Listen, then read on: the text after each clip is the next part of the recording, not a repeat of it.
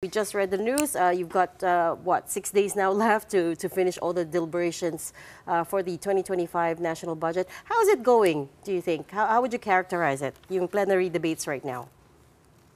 Yeah, actually po kahapon na-suspend yung session at 11 p.m. Kasi nga sinisikap talaga na squeeze yung plenary debates for all agencies ng national government in just 8 days. Kaya actually we want more time. Ang limit lang po natin ay 30 minutes for each member of the House who wants to ask regarding the budget and the performance of a certain agency. Kaya nakakapagod din talaga. Pero you think kaya by the end of the month? Because by October, the lower house is going on break, right? Kaya naman?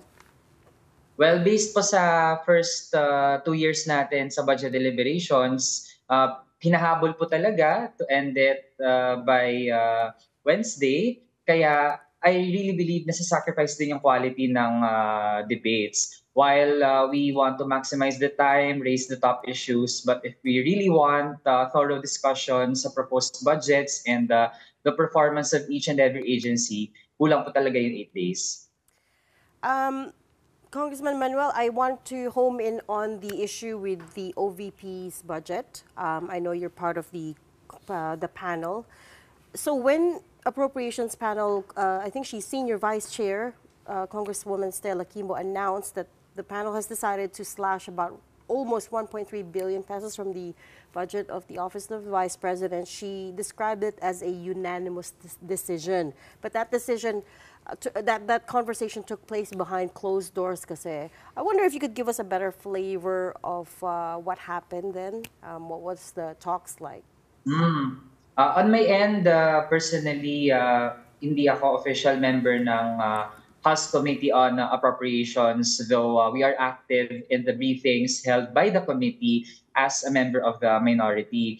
Nonetheless, from what we pick up from fellow members of the House, ayun pinresent ang proposed cuts sa different portions ng budget ng Office of the Vice President, lalo na yung proposed na mga financial assistance programs or services. And taking off from the second budget briefing sa OVP, nakita natin na the right step din naman ito. Kaya compared siguro sa last year na sobrang madugo ang budget debate sa plenary level for the OVP, tingin natin more of clarificatory questions yung mangyayari by September 23. But still, hindi tayo titigil dun sa mga questions pa rin regarding the performance of the OVP. Your questions for September 23 for her have to do with confidential funds lang or overall on her the budget proposal?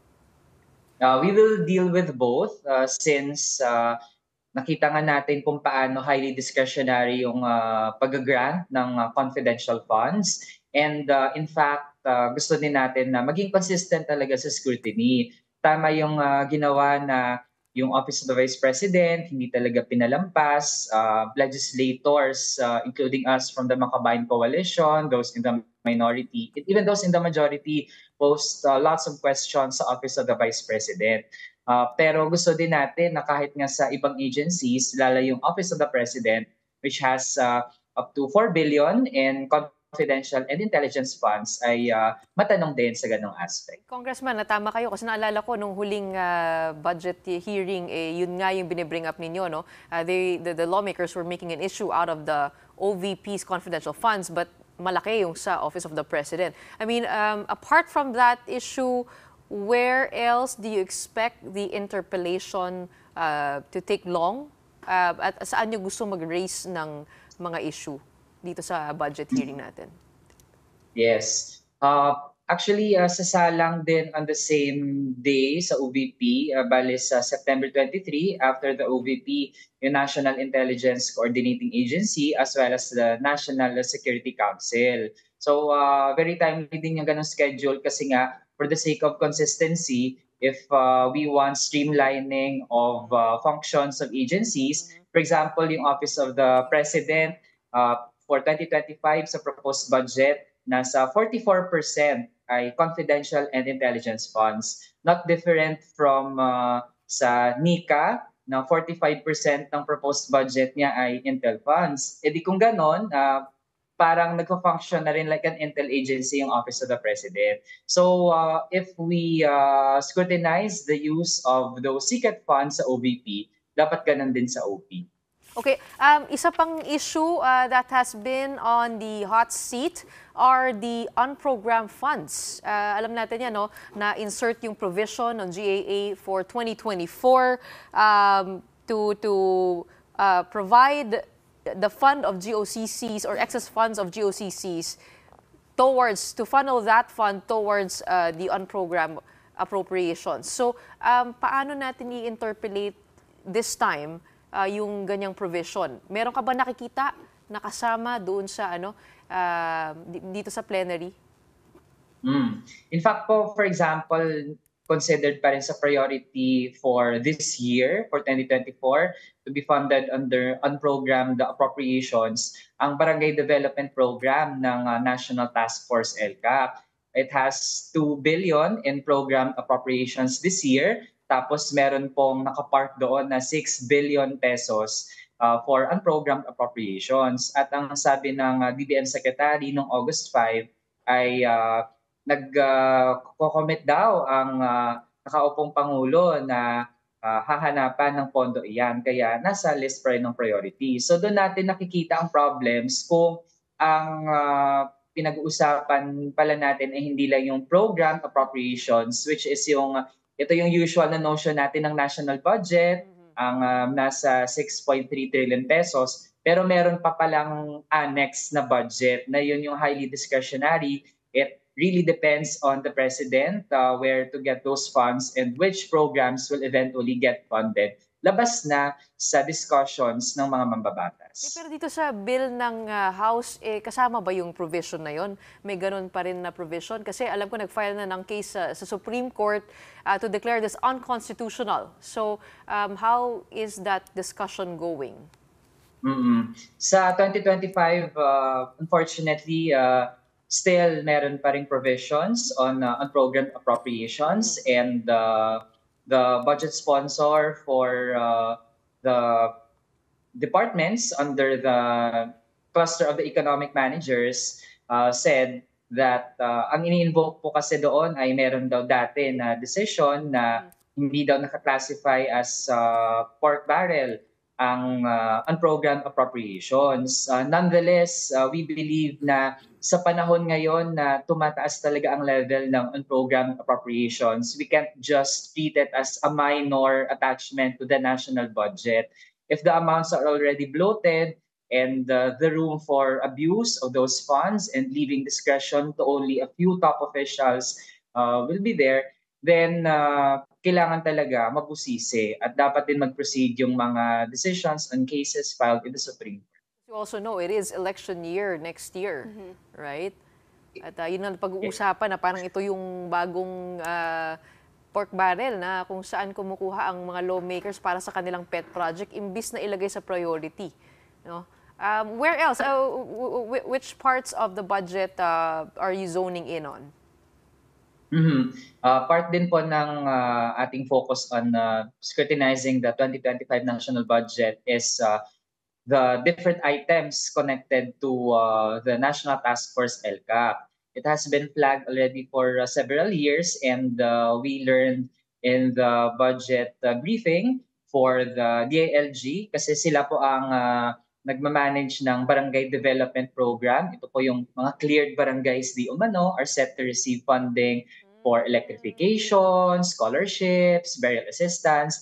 And as of August 2024, when we asked for the accomplishment rate of this program, ang nabanggit po sa atin, wala pa pong accomplishment. So, 4 na buwan na lang po ang natitira for 2024 at wala pang ganitong progress. And it might take even 2 or 3 years para lang ma-utilize yung buong budget. So it's very inefficient and instead of trusting our agencies like the SWD, DepEd to decide and to allocate kung sino yung magiging beneficiaries ng ganong mga programs, dinadaan pa sa National Task Force LCAP.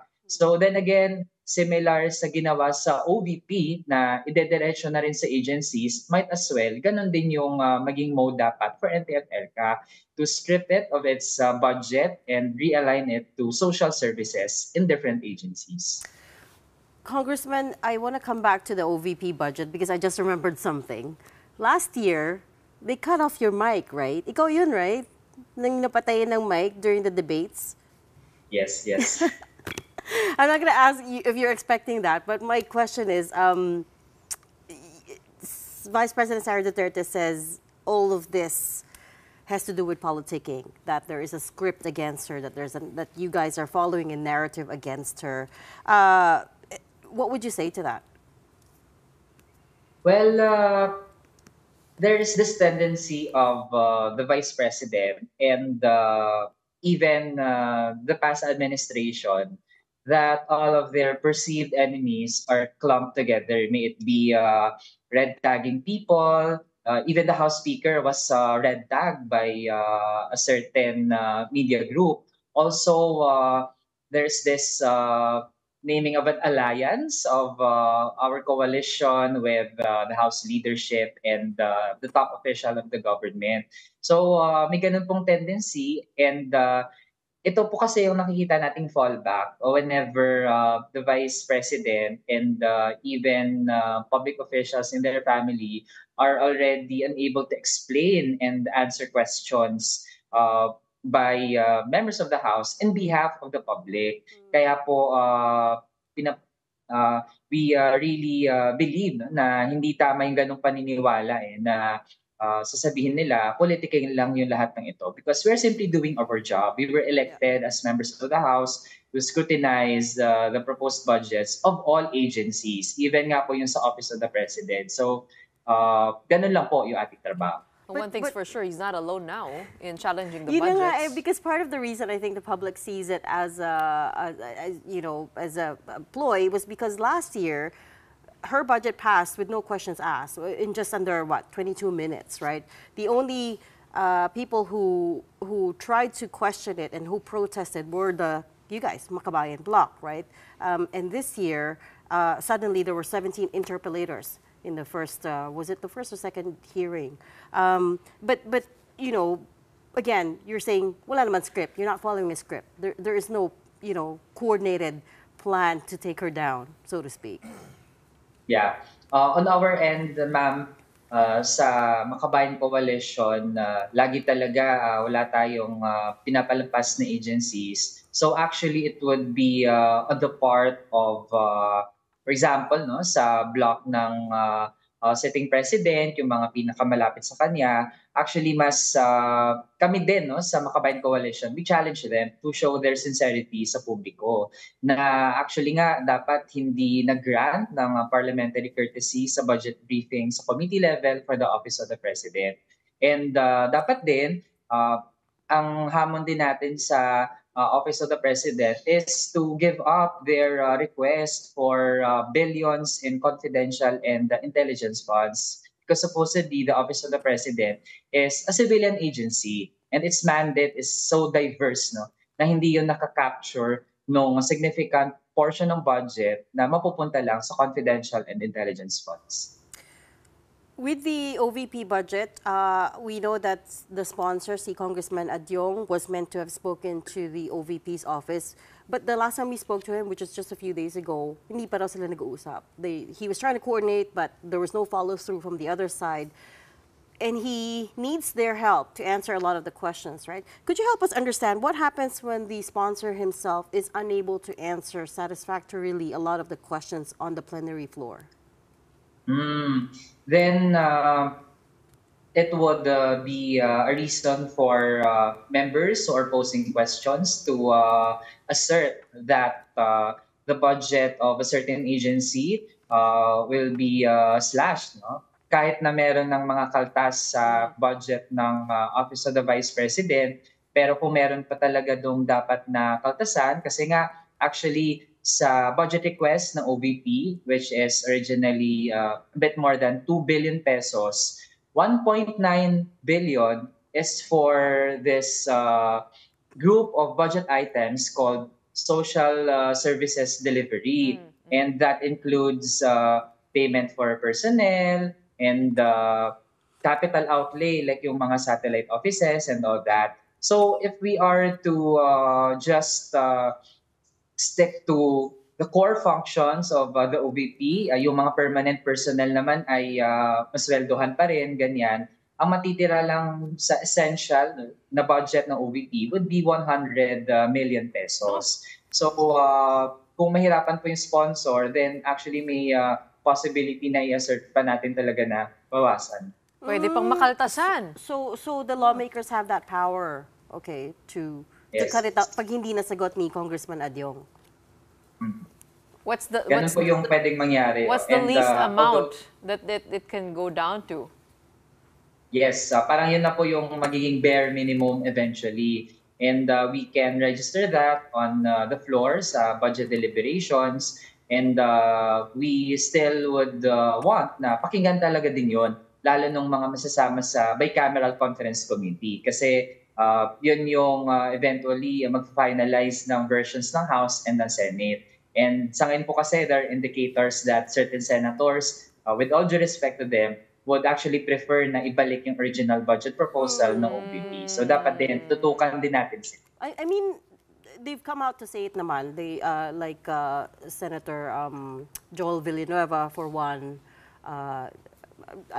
the name of the other one escapes me right now, but there have been at least two of them who've said dapat i-restore out of parliamentary courtesy. This is not something you do to the official of the second highest official of the land. Are you worried that this might eventually cause tension with the upper chamber, for instance? Yes po, there's that possibility. Pero sa atin po kasi we believe that what we're talking about is not a certain person. Yung usual po na ini-invoke na courtesy, tradition, pag ganun po kasi yung reference natin is kung sino yung nakaupo. But then again, we're talking about the people's budget. Pera po ito ng taong bayan. And kung hindi din naman talaga na-justify ang paggagamitan at kung paano din ginamit yung past budgets, it is only right to slash those parts of the proposed budget na hindi na talaga katanggap-tanggap na i-grant pa. Ano? Kung para sa ilang senators natin, okay lang for example na yung Magnegosyo Taday program for 2023, ang nagamit lang ay 0.4%. Kung okay lang po sa kanila yan, then let the people judge kung paano po nagde-decide yung ilan sa mga kapwa natin mambabata sa Senado. Okay. Okay, Representative, pahabol lang, still staying on the topic of parliamentary courtesy. Last week, nagkaroon ng clash sa House regarding naman dun sa budget ng Office of the President. And as we know, the Makabayan Bloc did express strong objection to this motion to scrutinize yung budget din ng OP. What's the latest on this, Representative? Well, after nun ay hindi na siya nabalikan at ang mangyayari na for the budget of the Office of the President ay diretso na sa plenary at ang schedule po nun ay September 24. Sa bahagi po natin, actually may mga pagkakataon na note po natin, though I was not yet a member of the House, but during the pandemic, ay naalaw po ang former representative natin, si Congresswoman Sara Ilago, to ask questions, although through online means, sa committee level for the Office of the President. So actually, wala pong tradisyon na set in stone. No? In fact, if the agencies would really be willing to explain to the people kung para saan yung kanilang proposed budget, then dapat hindi nag-grant ng parliamentary courtesy. And second, the agencies also should waive parliamentary courtesy because they have that option. Okay, we're gonna let you go because it's 9 o'clock almost and you've got a very long day ahead of you pa tomorrow. Again, thank you so much for joining us tonight to talk. That was Kabataan Party List Representative Congressman Raul Manuel.